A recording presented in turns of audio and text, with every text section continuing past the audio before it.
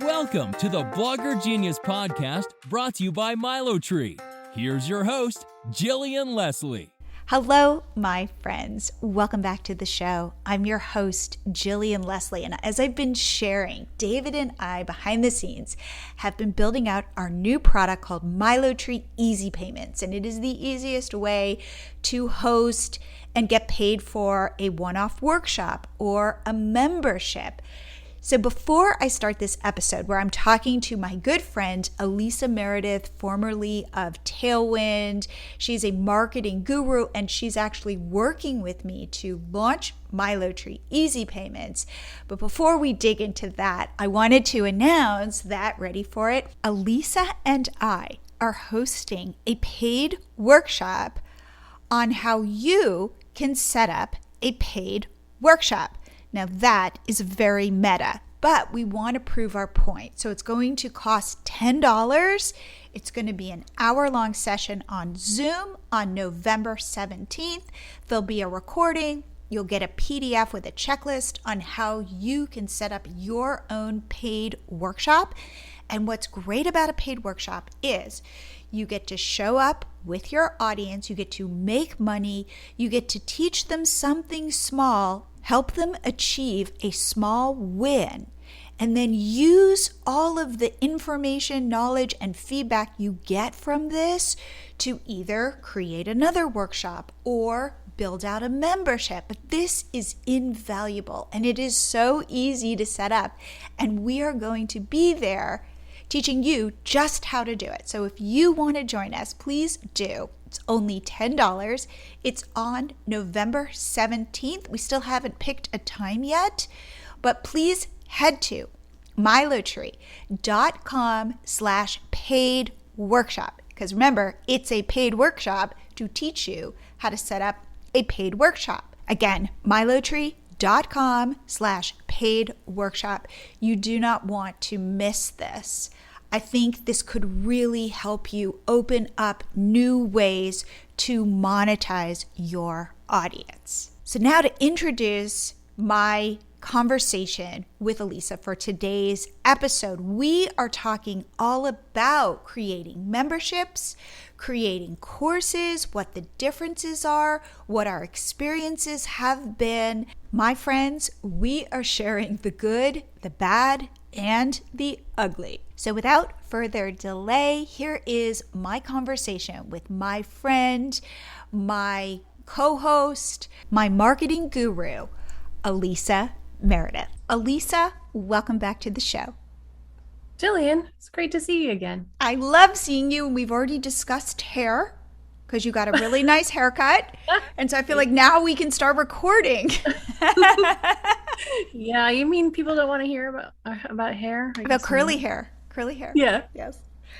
All right. So we're here today because just as a little background, David and I are busy building something called MiloTree Easy Payments. And it is all about helping creators start memberships easily. Because the thing that we have seen, so we have a membership ourselves, and really this came out of a need that we saw. Some of the people that are in our membership who are bloggers and content creators have communities. They've got audiences, and they wanted to figure out how to set up an easy membership. And what they realized was hacking together all the pieces was kind of complicated. So we're putting together an easy, super easy solution, and we'll talk about that in a little bit.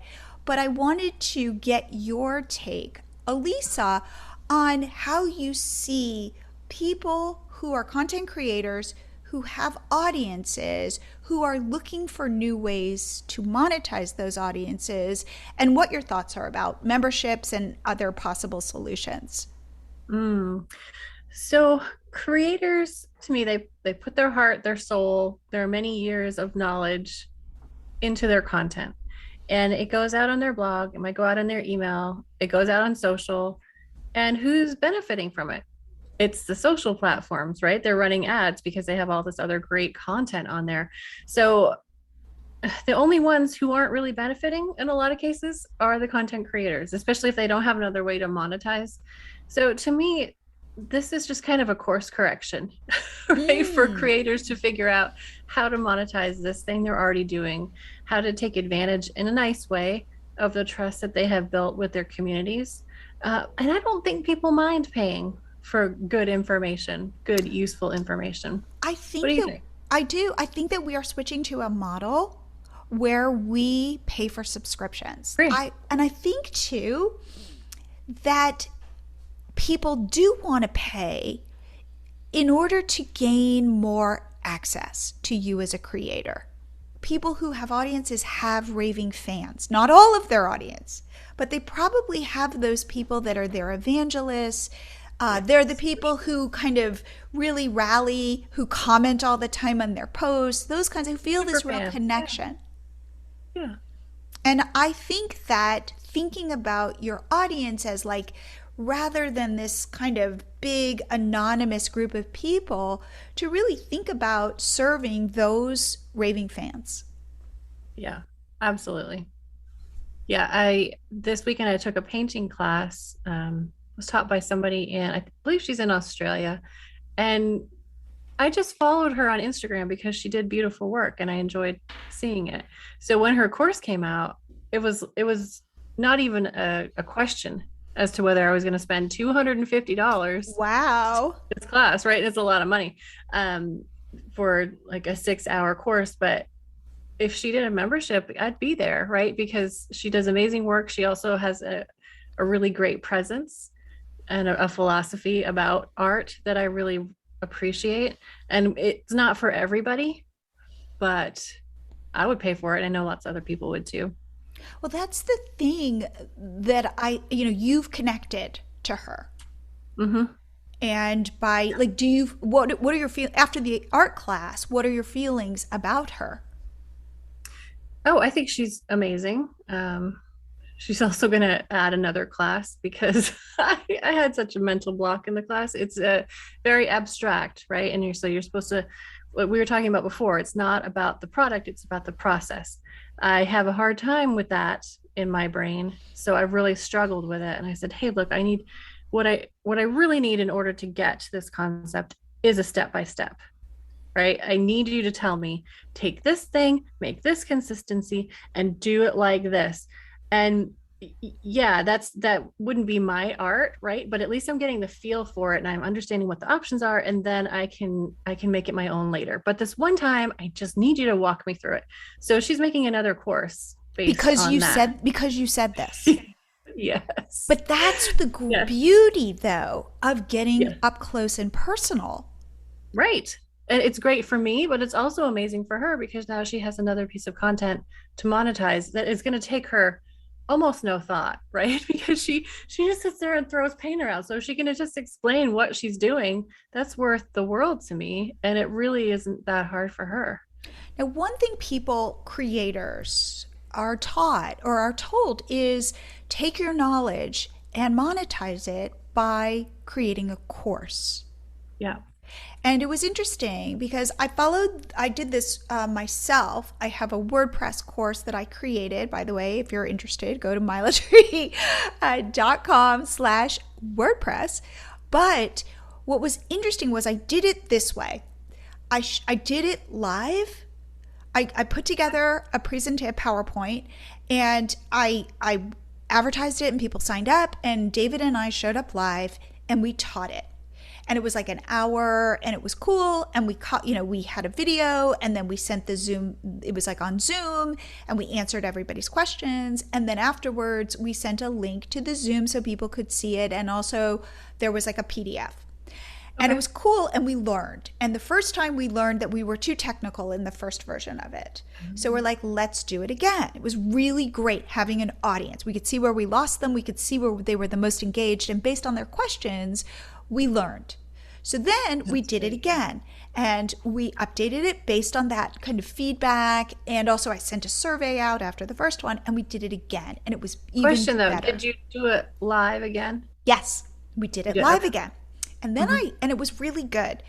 And I thought to myself, now I already had this PowerPoint and I knew what I was going to teach. And I said, I'm going to turn this into a course. So first I researched all these platforms, and I decided to go with Podia because it seemed easiest and it was actually cheapest. And this was my experiment. Now it's like $40 a month. But I have to say, I had to learn this platform, and I started recording videos, and I found it much harder than I thought it was going to be. Now, I'd already taught this twice live, but there's a difference between teaching something live and then putting it together as a course, like the videos, like I couldn't be messing up. I just felt like when you're live, but when you're live, like people I think are more forgiving. Then all of a sudden it's a video, and then all of a sudden I need to make a better PDF, like a workbook. And anyway, but just even the logistics of recording the episodes and then describing them and stuff like this, it was honestly harder than I thought and more frustrating than I thought. And then then I finished it and I launched it and I sold it and all this stuff. But right now, nobody's buying it because I'm not pushing it. Yeah. And so anyway, going through that experience, and then now I have to keep updating it because WordPress changes. Yeah, that's what I was going to ask about. Yeah. So anyway, so I thought about this, and I thought, wow, creating a course was more difficult. Creating an actual like Podia type course, not teaching something live, was much harder than I would have anticipated. Now, what's your experience with creating your course? Yeah, so I had one on Pinterest advertising. And it was, I remember recording, I had the last module to do. It was New Year's Eve, and I just wanted to get it done. And every time I would start, my neighbors would set off fireworks. Oh, it was so bad. It was so bad. Now, if it had been live, I wouldn't have been doing it at that time anyway, but it wouldn't have mattered. But like you said, as soon as it's recorded, you want to go in, you want to edit out all the ums and ahs, and you want to make it perfect. And it was grueling, even though time-wise, it was probably 8 modules, maybe an hour and a quarter. But it was grueling. And then as soon as it comes out, something changes. So I ended up having to redo the whole thing about a year later. And then that was it. I was like, I'm done with this. I had a Facebook group where I would post the updates, but I felt a little bad selling a course that I knew was outdated. So I took it down. So I don't think I'll ever do a course like that again. It was just too much. And the weird part for me now is my course is sitting on Podia. If I'm not selling it, I'm still paying $40 a month to host it. And I'm and then people, by the way, this is the other thing that I've learned, and I've heard this, which is most people buy courses and they don't complete them. So now I have a bunch of people in my platform who've, let's say, done 4 out of 20 lessons. So I can't take it down because they're like halfway through. Jillian, yes. I got an email from somebody 2 weeks ago, and she said, I paid for your course and I can't access it anymore. And I said, well, it was very out of date, so I took it down. And I looked at, because she sent me like, see, I signed up for it. She signed up for it 3 years ago. And now 3 years later, she's ready to access it. I kind of bandaged it together and put it back up so she could access it. And then I'm going to take it down again. But yeah, it was too much. And I built it because of what you said. Like, I was not sure that I would do a good job at launching or promoting because I had a lot of other things going on. I wanted it out in the world, but I did not want that pressure of, if I don't sell at least one of these, I'm going to end up losing money on this. I just did not want that. So I put together, I think 3 different WordPress plugins, easy digital downloads, some LMS, and then an affiliate program. And it worked okay-ish, but it was a pain in the neck. And then it would not add people to the course. It was supposed to add people to the course, but it never did. So I had to kind of watch and make sure I added people in, but it didn't work as expected. It was a pain. Well, that's the thing too. You end up hacking together certain solutions, and we'll talk about that when it comes to memberships as well, because in our research, we're finding that people want to have memberships, but they're finding it somewhat problematic when they have all of these different moving parts, and then all of a sudden they've got to figure out all of this tech. And that's hopefully the solution that we're talking about. But so let's talk about then a course versus a membership. and why a membership might be an easier way to go. Well, for me, and maybe it's different for you, the answer is it's automatically updated. So if you run it for 5 years and things change, that's okay, because people expect that. And you're always constantly adding new material as opposed to having to go back and create and edit a whole new course. It just kind of grows organically that way, as opposed to a course, which just feels like such a big thing. Yes, and also if you show up live, this goes back to that thing. We taught our WordPress course live at first, and it was a lot easier. So we have, as I mentioned, we have a membership of bloggers and online entrepreneurs, and we show up live twice a month on Zoom for an hour each time. And the first time we do a workshop where David and I teach something, and then the second time we kind of I will give homework. Let's say it's not, you don't have to do it, but if you do it, I'll like review it, and then we'll talk about that in the second session of the month, and then we'll open it up for questions. Any questions anybody has, they can also put them in our private Facebook group beforehand. Let's say it's a technical question, David will do the research, and so we can show up and know what the answer is. But what's interesting is it's become our friends, and we show up together on Zoom, so we see each other. So it's not just David and me, and it's not just access to us, it's access to everybody. People like, it's certain interest. It's interesting because there are certain members who are the cheerleaders, and then there's a design expert, and she always will pop in with some sort of design information, and then we have kind of like more of a technical person, and everybody kind of has their role, but they're not like assigned roles. It just so happens, and it's this really nice way to show up for each other. And weirdly, during the pandemic, I realized it was so good for me, one, to have people that I needed to show up for, but two, then I saw all these like smiling faces, and I care about their businesses, and I have this very intimate connection to all of them. And that is what's so nice about it. And we tend not to have a lot of churn, meaning people leaving.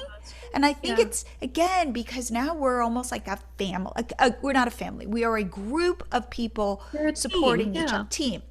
And I find that super interesting. So one thing that people say about memberships is, but I can't create all this content.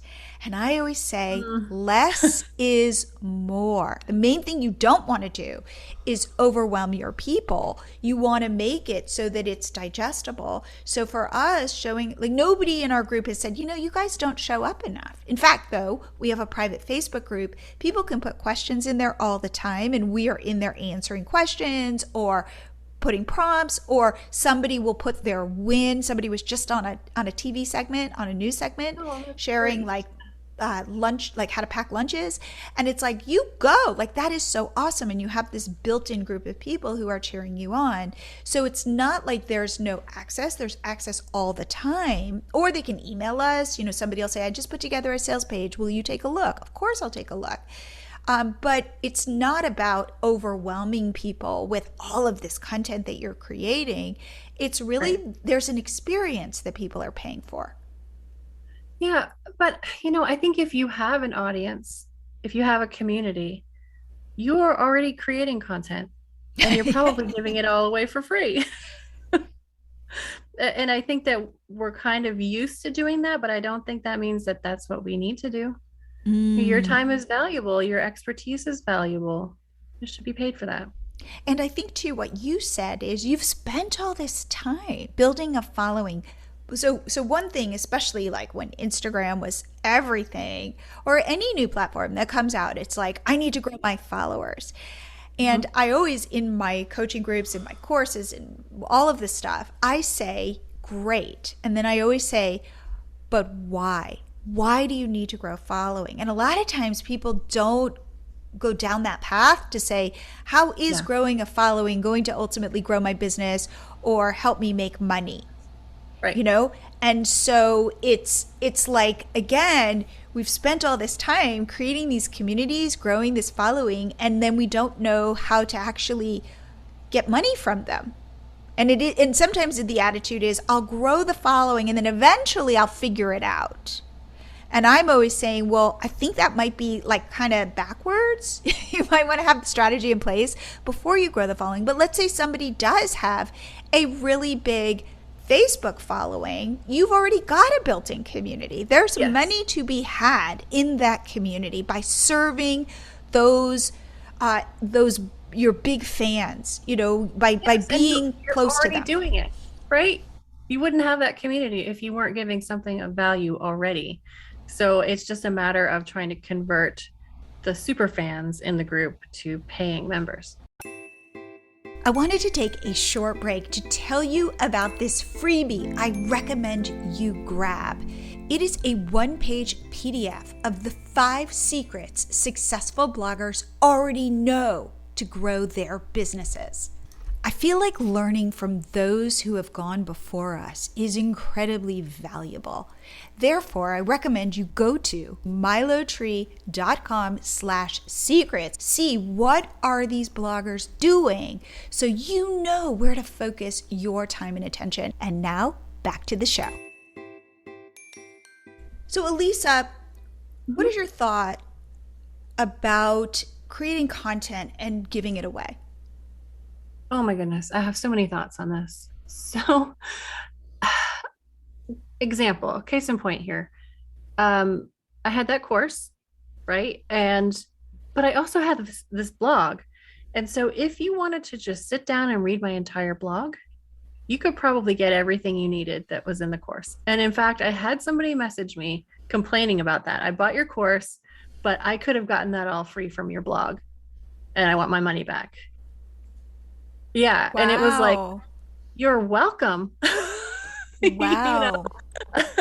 So there's something going on, and it could be because we're women or because we're helpers. We really want to help people, that for some reason we have been trained to think that our expertise, our time, our information is not worth anything. Mm. And that just really frustrates me. And it makes me feel bad for all of us who kind of bought into that nonsense, to think that what we have is not worth anything. I think that if you think about, say, the New York Times, right? Like the New York Times, they monetized via ads. Yeah. And so did we. In the beginning, when it was a lot easier to get traffic, the way that we thought about monetizing was you put out a lot of content, you put some ads up, and you make money. But, when you think about what a CPM is right now, it could be like you need 1,000 people to come to your site to see one ad to make $1. No. Like the amount of traffic you need to actually make money is incredibly, it's like crazy, like you would, for example, never run an ad to your site in order to ultimately get people to your site. Like it could be like, it could cost on Facebook like at least $1 a click to your site, but you need 1,000 clicks to make $1. Like it's very upside down. That math does not work. It doesn't work. But I think in the beginning, especially with Pinterest and the explosion of Pinterest, and Pinterest was driving a lot of traffic. It was like how many people I interviewed on my podcast who said, I backed into a business. Like I started getting all this traffic, and then I could put ads up, and then I could make money. And it was like so cool. And sponsors would reach out to me. And today, I think you need to be much more intentional, but also that traffic is not as easy to come by. So you end up then creating a lot of stuff for free, hoping at some point your traffic's going to grow large enough that will actually monetize for you. And then you're putting it all out there, like even Pinterest, let's say, and I do not mean to dunk on them, but now they're going, hey, we don't really want to drive traffic to your site. We want you to add your content to our platform. Yeah. Now, Pinterest was smart enough to realize that would not go over well with content creators unless they gave other options to monetize, which is why they now allow you to add product tags. So if you have products that are on Pinterest, you can link to those. If you have an affiliate deal with someone, you can link to those products. You can mention, and it takes care of all the disclosure for you. But a lot of other networks haven't done that. Now, I think TikTok has like a creator fund, so they will pay some creators. I think YouTube has something similar, but I don't feel like we should have to be at the mercy of the networks deciding that we're worthy of being paid, right? And so if we're not making money off of these endeavors, what are we getting? We're getting likes, we're getting Right. follows, Validation. Yeah.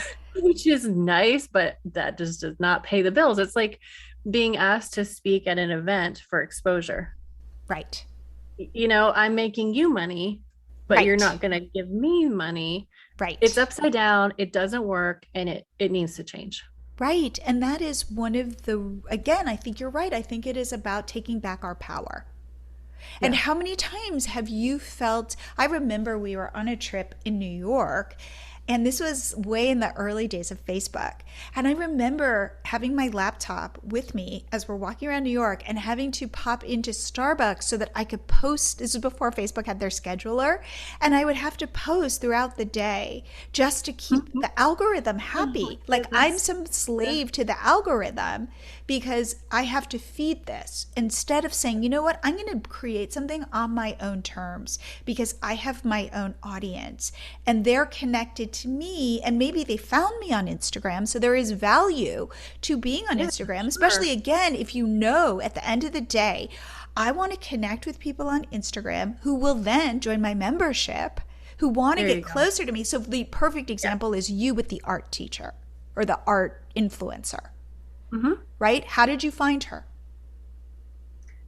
It was probably because I have hashtag monitoring set up for a certain hashtag. I bet that's how I found her. She just appeared in my feed and I thought, well, this is something. And started following her.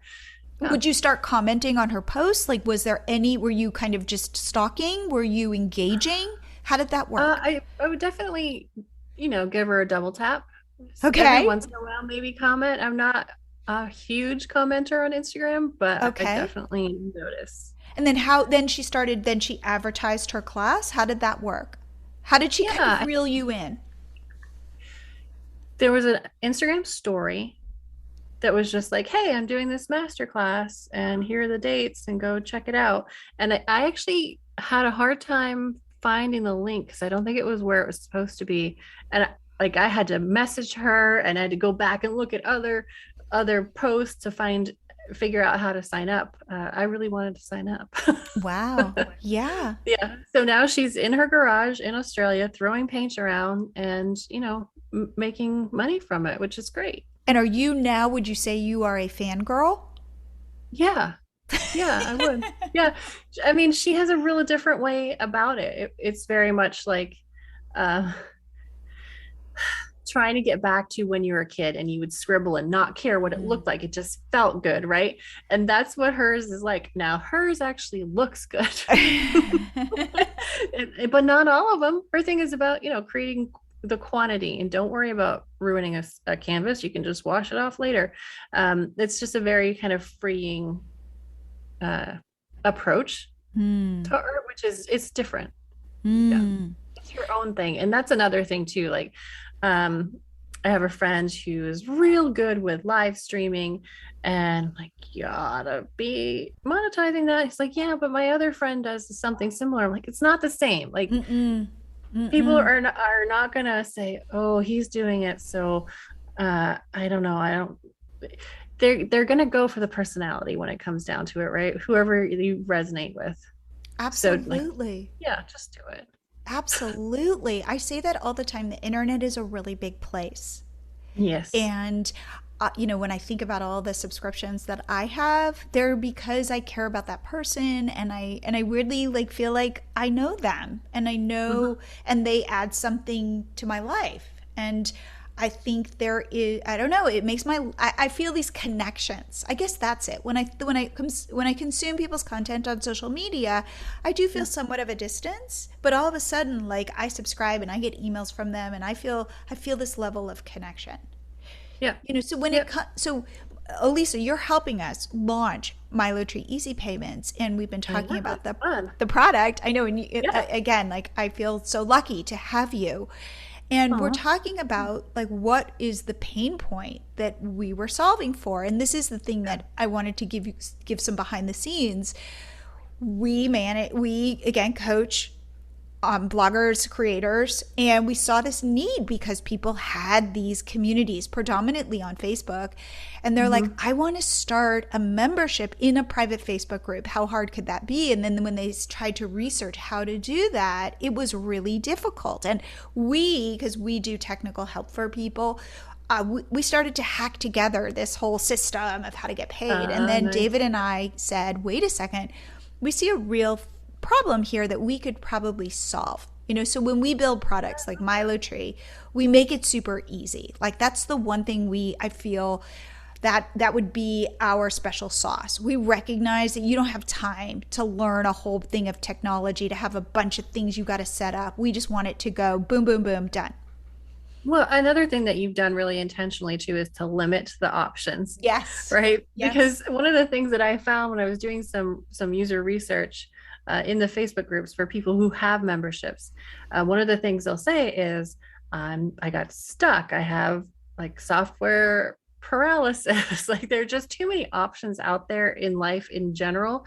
So I love what you do with your products, which is this is how it works. Like we'll take your feedback, but like you can change these two things and that's it. Yeah. Which is almost like a gift to people, right? Well, it's like we limit your box of Crayola crayons. Yes. We give you a box, but we're not going to give you the 64 crayon box. Everybody thinks they want the big box, but then they end up using the same 4 crayons anyway.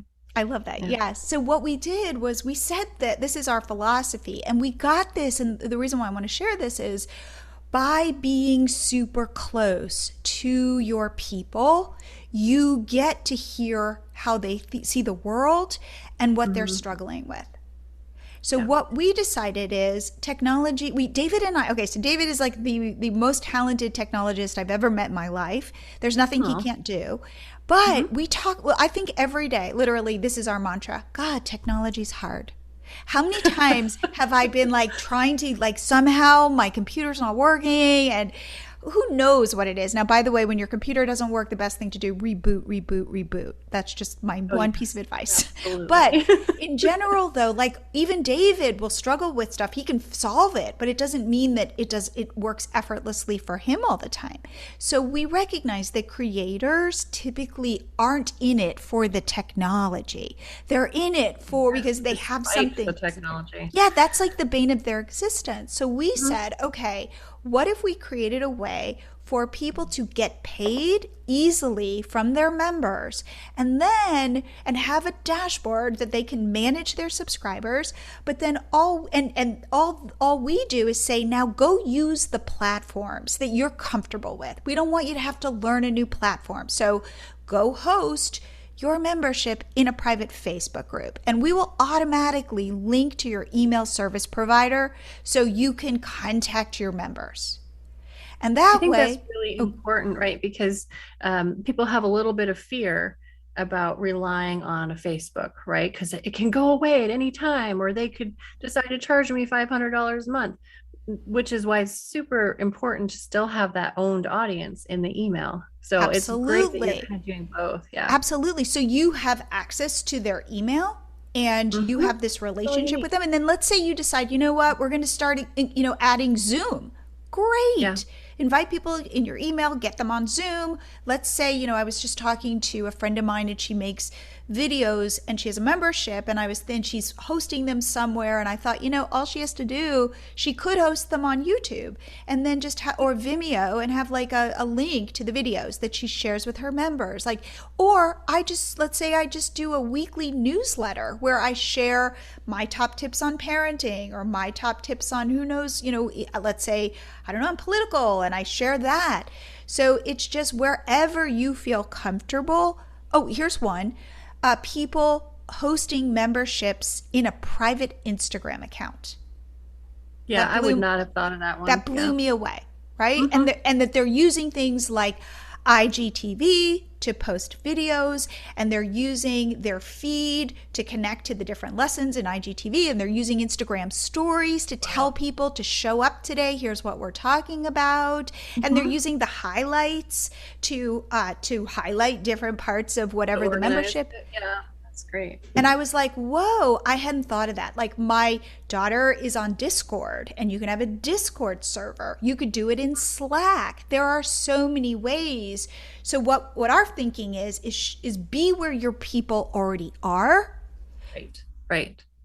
So you don't have ask them to go to another site and to get your content, and right. so that, or you don't have to learn a whole new platform and have all of these bloated solutions to figure out so that you can get your membership up. Yeah, and some of those do not work very well on mobile, but when you're already on a platform like a YouTube or Instagram that was built for mobile, it's going to be a great user experience that you do not have to build. Absolutely. Yeah. And that's, I think, the thing too. There are a lot of solutions out there and they offer, to put your membership, and they offer email and they offer sales landing pages and all of this stuff.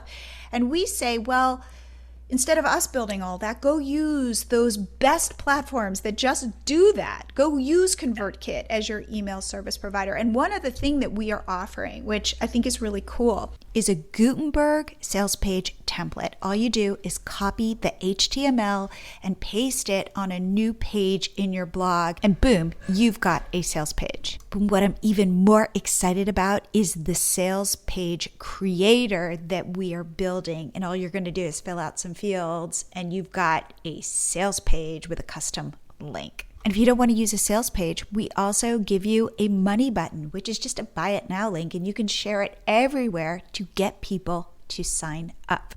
That's wild. Question, Jillian, what if I'm thinking, okay, I do have an audience, may not be huge, I would like to monetize somehow, but I don't know if I want to be locked into weekly lives every day for the rest of my life. Like, how do you handle that kind of commitment phobia?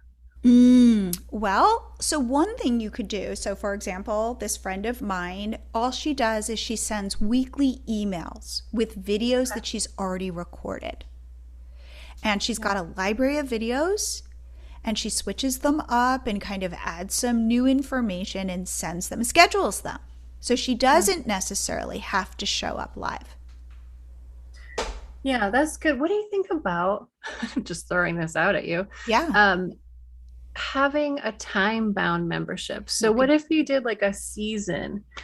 This is the season that you are going to get healthy, just for example, right? And we're going to spend this 3 months together, and it's going to change your life. Here's the membership. Is that a good idea, bad idea? I think that's a terrific idea. In fact, you can create a one-time event in MiloTree Easy Payments. You could sell it as a 3-month program, a one-time workshop, a coaching call, however you want to use it. Like you said, Elisa, we need to use social media for our good. Like it's no longer I just feed the algorithm. It's now I feed the algorithm because I know at the end of the day, I'm building something for me. Right. And they're going to love it. So that added incentive you have of knowing that you're monetizing it's going to bring even better content for your community. And they're going to sign up. And that's one last thing too. And this kind of speaks to your art teacher. When you have your community, you get really close to them, and then you know what to create. You know what to build. They'll tell you. That's right. Yeah. So Elisa, I want to say thank you so much for being on the show and for talking about this with me and for being my thought partner every step of the way. Oh, it's my pleasure. I hope this opened your eyes to memberships and courses and one-off workshops. And speaking of one-off workshops, please join Elisa and me on November 17th, where we are going step by step showing you how to create a paid workshop. So head to milotree.com/paid workshop. It's $10. And we're so excited about this, and we can't wait to see what you create. And I will see you here again next week.